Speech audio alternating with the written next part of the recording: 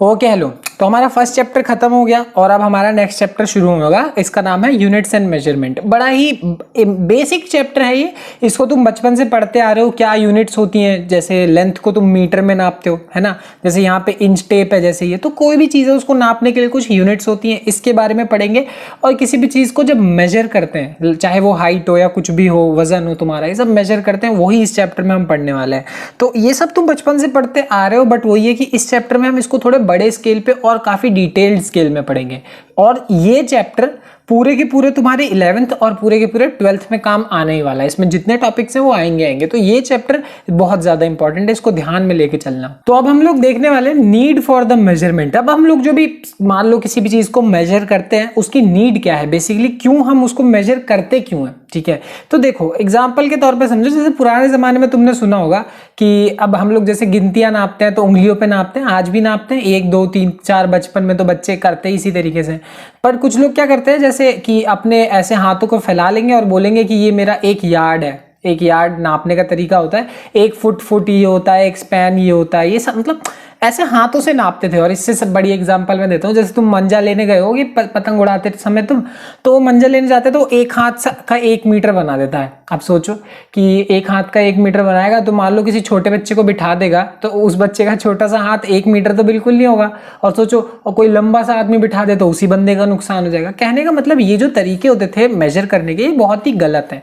और हमें मेजर करने के बहुत एक्यूरेट और प्रिसाइज तरीके चाहिए ही चाहिए। ठीक है, जिसको हम नापते रहें। अब ये सारी चीज है। अब ये है कि हम मेजरमेंट को इसीलिए हम हमारे लिए बहुत ज्यादा इंपॉर्टेंट है। और अगर आज के जमाने में देखो तो हम छोटी से छोटी, जैसे इलेक्ट्रॉन। अब एक इलेक्ट्रॉन कितना छोटा होता है, उसका वजन होता है 9.1 इंटू 10 की पावर -31 किलोग्राम। सोचो -31, बहुत बहुत छोटा नंबर है। खैर अगर अभी याद करने की जरूरत नहीं है। और फिर अब देखो तुम अपना वजन नापते हो और फिर सोचो प्लैनेट्स का वजन नापते हो। प्लैनेट्स कितने बड़े हैं, इलेक्ट्रॉन्स कितने छोटे हैं, और तुम लोग ठीक ठाक हो गया। तो सोचो ज्यादा से ज्यादा का वजन, कम से कम का वजन नापा जा सकता है आज के जमाने में। सिचुएशन के हिसाब से हम नापते हैं, ठीक है ना। तो ये करा भी जाता है। तो यही है, मेजरमेंट को हम लोग आजकल बहुत अलग स्केल पे ले जा चुके हैं और बहुत एक्यूरेट तरीके से ले जा चुके हैं। और इसकी जरूरत भी आज के जमाने में है कि नहीं। अब तुम 1 किलो चीनी लेने गए और तुम्हें 900 ग्राम पकड़ा दे तो तुम 100 ग्राम का नुकसान तो हो जाएगा ना। तो मेजरमेंट की जरूरत तो है ही है। ठीक है, और इसका मैं और वैसे अगर साइंटिफिकल एग्जांपल दूं तो रॉकेट साइंस का एग्जांपल लो। अब रॉकेट को उड़ाने के लिए जो बेसिकली साइंस लगती है, वो कहा जाता है और है भी, वो one of the most toughest science के अंदर आता है। उसको पढ़ना, उसको समझना काफी मुश्किल है। इस साल है थोड़ा बहुत रॉकेट साइंस, वैसे कोर्स में नहीं है, कोर्स के बाहर है, कभी अलग से देख लेंगे मन किया तो। पर रॉकेट साइंस जो है ना, वो पढ़ना उसको बहुत ज्यादा मुश्किल होता है। जैसे हम कैलकुलेशन करते हैं ना, तो हम डेसिमल के बाद 2 डिजिट करके छोड़ देते हैं। टीचर बोलते हैं 2 डिजिट तक कर दो डेसिमल के बाद, बट साइंटिस्ट लोग 10-10 12-12 डिजिट तक करते हैं। उनके लिए वो वहां वो छोड़ नहीं सकते, क्योंकि उनके लिए वो जो कैलकुलेशन है वो बहुत ज्यादा नेसेसरी होती है। तो कहने का मतलब मेजर करने का तरीका डिफरेंट है हमारे पास, और इसी की जरूरत भी है आज के जमाने में। क्योंकि हम लोग जैसा चल रहा है, अगर हम हवा में बातें करेंगे तो बहुत प्रॉब्लम हो जाएगी। ठीक है, तो उसी के बारे में अब इस चैप्टर में देखेंगे। तो अब हम नेक्स्ट जिसके बारे में बात करने वाले हैं वो क्या है, फिजिकल क्वांटिटीज। अब हम किसी भी क्वांटिटी को फिजिकल क्वांटिटी क्यों बोलते हैं या कब बोलते हैं।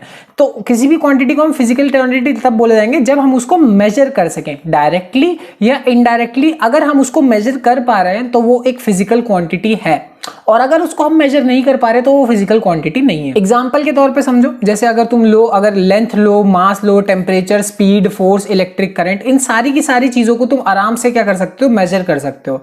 लेंथ को स्केल से, मास को मेजर किया जा सकता है, टेम्परेचर को, स्पीड को, सबको मेजर किया जा सकता है। बट कुछ चीजें ऐसी होती है जिनको हम मेजर नहीं कर सकते। जैसे अब तुम्हारे मन में क्या चल रहा है कि नहीं, सच में सोचो, मन की बातें अगर मेजर करने जाए कर सकते हो क्या, नहीं कर सकते।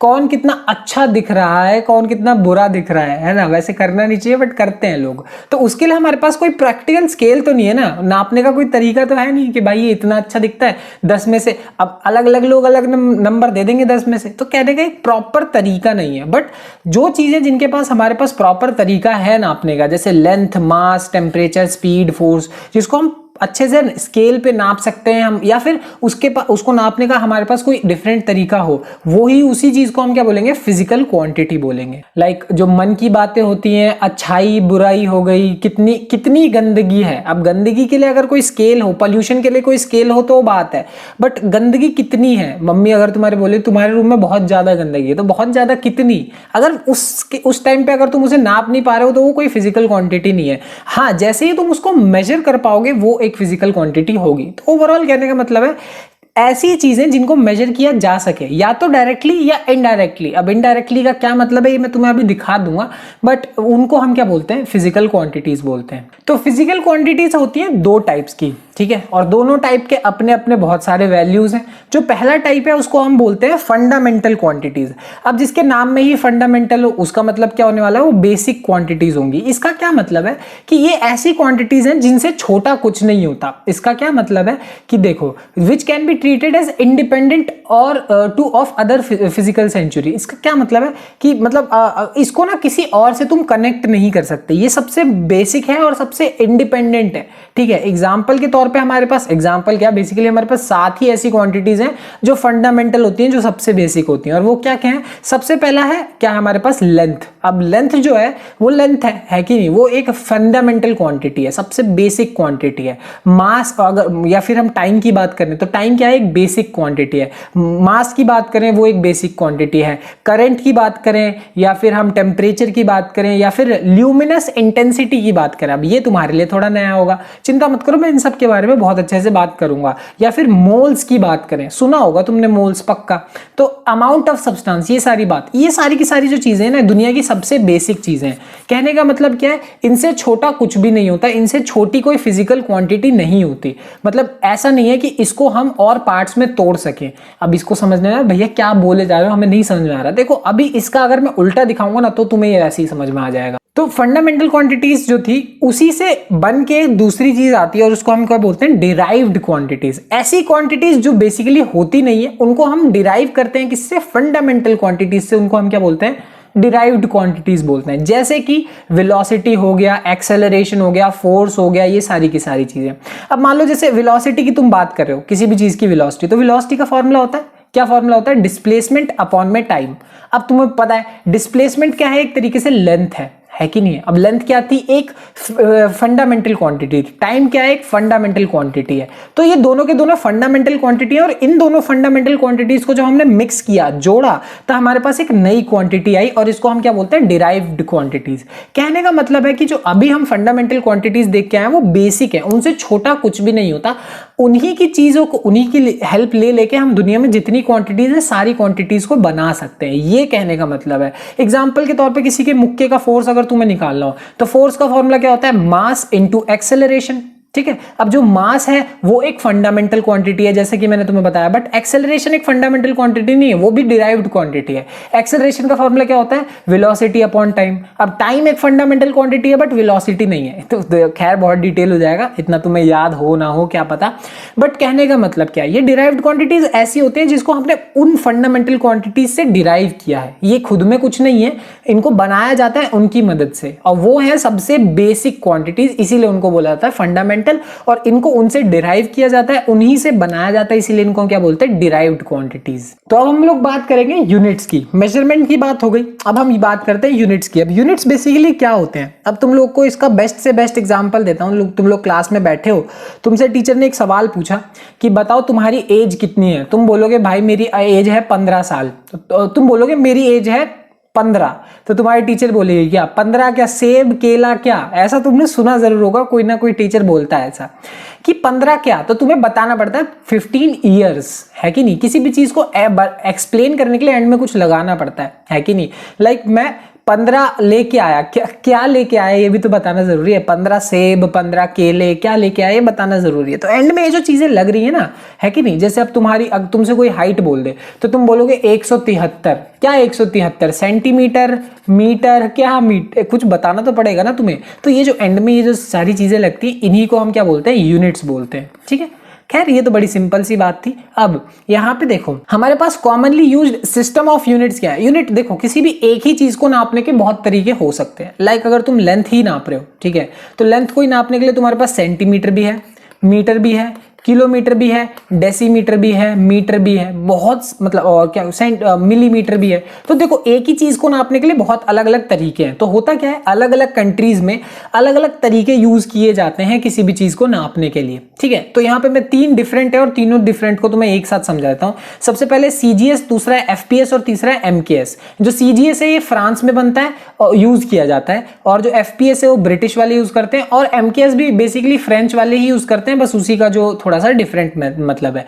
बट इनका मतलब क्या है, CGS system, FPS system, MKS system का मतलब क्या है? इनका मतलब है कि हम लोग जब भी किसी चीज को नापते हैं तो किस बेसिस पे नापते हैं। लाइक सिस्टम देखो हमारे पास क्या है, अगर मान लो एफपीएस सिस्टम की हम बात करें तो यहाँ पे जो लेंथ होती है वो फुट में होती है, मास को हम नापते हैं पाउंड्स में, और टाइम को हम नापते हैं सेकंड में। समझ में आ गई बात? सीजीएस सिस्टम में हम लेंथ को नापते हैं सेंटीमीटर में, मास को नापते हैं ग्राम में, और टाइम को नापते हैं सेकेंड्स में, ठीक। एमकेएस सिस्टम में लेंथ को नापते हैं मीटर में, मास को नापते हैं किलोग्राम में, और इसको क्या कहते हैं सेकंड में। और ये इससे तुम लोग ज्यादा वाकिफ होने वाले हो शायद एमकेएस वाले सिस्टम से। लाइक जब भी हम लेंथ नापते हैं ज्यादातर हम मीटर सुनते हैं, ऐसा नहीं है रोड किलोमीटर में भी नपती है, ऐसा नहीं है, बट मीटर तुमने ज्यादा सुना होगा। ये फुट हो गया, सेंटीमीटर, ये हमारी रियल लाइफ में सुनने को तुम्हें कम मिलता है। हाँ वजन तो पक्का तुमने हमेशा किलोग्राम में ही सुना है। वजन किस में सुनते हैं हम? केजी में सुनते हैं, तो किलोग्राम में सुनने का हमारा है। बट तुम अगर बाहर के देश में जाओगे तो वो लोग पाउंड्स यूज करते हैं, पागल हैं वो लोग खैर मतलब उनका गलत है वो, वैसे ये मेजर्स जो यूज करते हैं उनका गलत कहा जाएगा।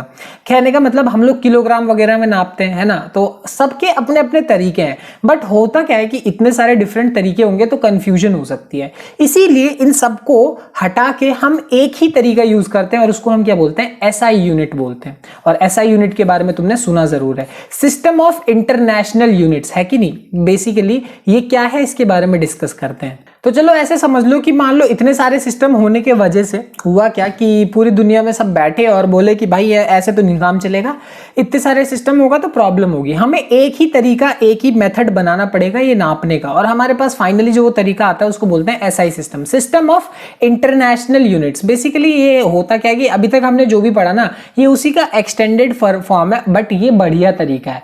ये बढ़िया तरीका इसलिए क्योंकि इसको सब यूज कर सकते हैं पूरी दुनिया में, हर जगह, हर कंट्री, हर देश में इसको आराम से यूज किया जा सकता है। इसी वजह से सिस्टम ऑफ इंटरनेशनल यूनिट्स एक बढ़िया तरीका है किसी भी चीज को नापने का। अब यहाँ पे ये वही मेथड यूज करता है, ये 7 तरीके यूज करता है। 7 तरीके का क्या मतलब है? अगर तुम नोटिस करोगे लेंथ को नापने के लिए, मास को नापने के लिए हमारे पास, मैंने तुम्हें बताया था ना फंडामेंटल क्वांटिटीज कितनी होती है? 7। तो length, mass, electric current, temperature, amount of substance, luminous intensity, इन सबको नापने के लिए यहाँ पे एक ऐसा यूनिट दे दी गई है, इंटरनेशनली एक्सेप्टेड। मतलब सबने इसको मान लिया कि लेंथ को ज्यादातर हम मीटर में नापेंगे, मास को हम किलोग्राम में नापेंगे, टाइम को सेकंड में नापेंगे, इलेक्ट्रिक करंट को एम्पियर में नापेंगे, थर्मोडायनेमिक टेम्परेचर, बेसिकली टेम्परेचर को हम नापेंगे केल्विन में। अब केल्विन के बारे में शायद तुमने ना सुना हो, केमिस्ट्री में जब मैं पढ़ाया होगा तब तुमने केमिस्ट्री में मैंने बताया था केल्विन क्या होता है। लाइक तुम डिग्री सेल्सियस से तुम वाकिफ हो बट तुम केल्विन से वाकिफ नहीं हो। बट इतना समझ लो, अभी इसके बारे में आगे पता तुम्हें लग ही जाएगा, बट इतना समझ लो कि जो केल्विन है ना इसको ही हम साइंस में ज्यादा यूज करते हैं, डिग्री सेल्सियस को यूज नहीं करते, क्योंकि केल्विन ज्यादा बढ़िया तरीका है टेम्परेचर को एक्सप्रेस करने का, है कि नहीं। तो वैसे ही है, बट अभी के लिए इसको इग्नोर करो। हाँ, अमाउंट ऑफ सब्सटेंस क्या है? मोल। इसको मोल कंसेप्ट बोला जाता है, और इसको मैं बहुत डिटेल में तुम्हें केमिस्ट्री में ही पढ़ाऊंगा। तो जो फर्स्ट चैप्टर है केमिस्ट्री का वहीं पे तुम लोगों को अच्छे से समझ में आ जाएगा। Luminous intensity. अब ल्यूमिनस इंटेंसिटी ये थोड़ी सी अलग चीज है, इसके बारे में मैं तुम्हें बताता हूँ। बल्ब वगैरह जो होते हैं, किसी भी लाइट का, जैसे मेरे यहाँ पे लाइट लगी हुई है तो इस लाइट का जो इंटेंसिटी है वो नापने के लिए, बट एरी गैरी ऐसी इंटेंसिटी नहीं कि कोई बल्ब बहुत तेज चमक रहा है तो उसकी ल्यूमिनस इंटेंसिटी ज्यादा हो जाएगी, कोई धीरे चमक रहा है तो उसकी कम हो जाएगी, ऐसा नहीं होता। यहाँ पे मतलब ये होता है कि जैसे ये बल्ब है, ये चारों तरफ लाइट देता है, बट ये किसी एक पर्टिकुलर डायरेक्शन में कितनी एनर्जी दे, मतलब कितनी लाइट दे रहा है, एक तरीके से कितनी एनर्जी नहीं बोलना चाहिए, बट हाँ एक पर्टिकुलर डायरेक्शन में कितना वो है, उसका प्रभाव है, वही चीज को हम क्या बोलते हैं? ल्यूमिनस इंटेंसिटी बोलते हैं। ये है इसका मतलब। और यहाँ पे इन सब की डेफिनेशन भी दी हुई है कि मान लो अगर मैं 1 मीटर को डिफाइन करना चाहूं तो कैसे करूंगा। एक्चुअली में ये इन सबको तुम रीड कर सकते हो, याद करने की कोई जरूरत नहीं है, काफी डिटेल्ड चीज होती है ये। मैं बस तुम्हें मीटर समझा देता हूँ कैसे। तुम्हें पता है कि जो लाइट है वो कितनी स्पीड से चलती है? 3 × 10⁸ मीटर पर सेकंड से। इतने मीटर वो 1 सेकंड में चल जाती है है कि नहीं, इतना मीटर वो 1 सेकंड में चलती है। अगर तुमसे बोला जाए कि लाइट 1 सेकंड में कितना डिस्टेंस चलती है, कितना डिस्टेंस चलती है, तो वो तुम आराम से बता सकते हो 3 × 10⁸ मीटर पर, मतलब इतने मीटर्स 1 सेकंड में। बट अगर तुमसे बोला जाए कि अगर लाइट 1/3 × 10⁸ सेकंड्स में, इतने कम टाइम में वो कितना डिस्टेंस ट्रेवल करती है, तो तुम समझ गए होगे यहाँ पे जो आंसर आने वाला है वो क्या होगा, 1 मीटर आएगा। कहने का मतलब लाइट की एक्चुअल स्पीड होती है ये, यानी इतने 1/299,792,458 ऑफ अ सेकेंड, इतने कम। जैसे तुम बोलते हो ना 1/4 ऑफ अ सेकेंड, आधा सेकेंड, तो 1/2 क्या होता है, आधा सेकेंड, 1/4 क्या होता है, 1/4 सेकेंड। वैसे सोचो ये कितना छोटा सेकेंड है, कितना छोटा। इतने छोटे से सेकेंड में लाइट जो डिस्टेंस कवर करता है ना, उसी को हम क्या बोलते हैं, मीटर बोलते हैं। खैर यही है, यही मैं कहता कि इनको डिफाइन करना अपने आप में बहुत सारी चीजें, इनको चाहो रीड कर सकते हो, याद करने की कोई जरूरत है नहीं। अब फाइनली हम जो एसआई यूनिट यूज करते हैं, इसका हमें यूज करने का क्या रीजन है, एडवांटेज क्या है, क्या फायदा है इसको यूज करने का। तो देखो सबसे पहला एडवांटेज यही है कि एसआई यूनिट जो होता है ये बेसिकली कोहेरेंट सिस्टम है। इसका क्या मतलब है, तुम चाहो ना किसी 1 किलोमीटर को, जैसे हमने मान लिया मीटर है, लेंथ को मीटर में नापते हैं, बट इसी मीटर को आसानी से हम किलोमीटर में भी, आसानी से हम मिलीमीटर में भी, आसानी से सेंटीमीटर में, डेसीमीटर में, माइक्रोमीटर में, फिर चाहो नैनोमीटर में, इन सब में आसानी से कन्वर्ट कर सकते हो, किसी भी एक नंबर से मल्टीप्लाई करके या डिवाइड करके तुम आराम से इस काम कर सकते हो। यही जो काम है ना किसी और यूनिट में मतलब किसी और यूनिट में, जैसे हमने जो सीजीएस देखा, एमकेएस देखा, एफपीएस देखा, उनमें ये चीज करना नेक्स्ट टू इम्पॉसिबल हो जाएगा तुम्हारे लिए, बहुत मुश्किल होता है, सरदर्दी हो जाएगा। बट यही चीज ऐसा यूनिट में करना बहुत ईजी हो जाता है। तो सोचो जैसे हम लेंथ को, रोड नाप रहे हैं, तो रोड को मीटर में नापना बहुत दिक्कत है, रोड को किलोमीटर में नापना ज्यादा अच्छी चीज है। तो अब सोचो कि अगर तुम्हारे पास किलोमीटर में है, बट फिर भी अगर तुम आंसर मीटर में चाहते हो तो आसानी से उसको 1000 से मल्टीप्लाई कर सकते हो, तुम्हारा आंसर आ जाएगा। तो ये चीज एसआई यूनिट में बहुत अच्छी चीज है। अगली चीज क्या है हमारे पास, SI is the rational system of units. इसका क्या मतलब है, it uses only 1 unit for a given physical quantity.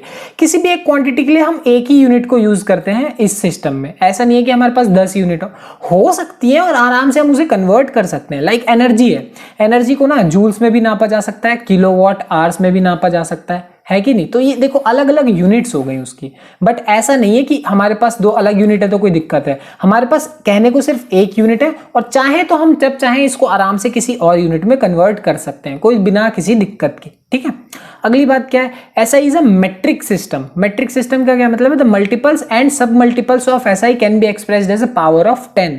जैसा कि मैंने तुम्हें बताया, मीटर जो है, अब मीटर को चाहो तुम किलोमीटर में कन्वर्ट करोगे ना, तो तुम्हें जैसे यहाँ पे क्या है, तो उसको 10⁻³ से मल्टीप्लाई करना पड़ेगा। 10⁻³ का क्या मतलब है, सोचो किलोमीटर को जब मीटर में करोगे तो 1000 से करना पड़ेगा, 1000 का मतलब 10⁻³।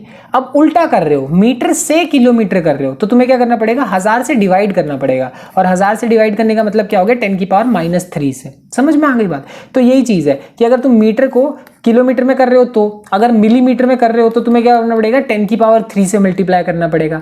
नैनोमीटर में कर रहे हो अगर, तो क्या करना पड़ेगा, 10⁻9 से करना पड़ेगा। अब ये सब चीजें क्या होती हैं इसके बारे में डिस्कस कर चुके हैं हम लोग केमिस्ट्री में बहुत अच्छे से, तुम चाहो तो वहां पे भी अच्छे से देख सकते हो। बट वही है कि हम किसी भी मल्टीपल को 10 की पावर में एक्सप्रेस कर सकते हैं, और तुम्हें पता है 10 से मल्टीप्लाई करना या डिवाइड करना कितना आसान होता है। अगर मैं तुम्हें किसी भी नंबर को, एक नंबर है 9784, इसको अगर मैं तुमसे 100 से डिवाइड करने के लिए बोल दूं, तुम 2 सेकंड में कर दोगे, क्या आएगा आंसर, 97.84। बट इसी नंबर को अगर मैं तुमसे बोल दूं 9786 को अगर डिवाइड करो 38 से, तो इससे डिवाइड करने में कितनी प्रॉब्लम होगी। यानी 10 से डिवाइड करना और मल्टीप्लाई करना बहुत इजी चीज होती है, जो कि तुम ऐसा यूनिट में कर सकते हो, किसी और यूनिट में नहीं पॉसिबल है। ठीक है, अगली चीज ये क्या है कि एब्सोल्यूट सिस्टम ऑफ यूनिट्स है। इसका क्या मतलब, मैं तुम्हें यहाँ पे एक एग्जांपल, ग्रेविटेशनल यूनिट्स वाली बात है।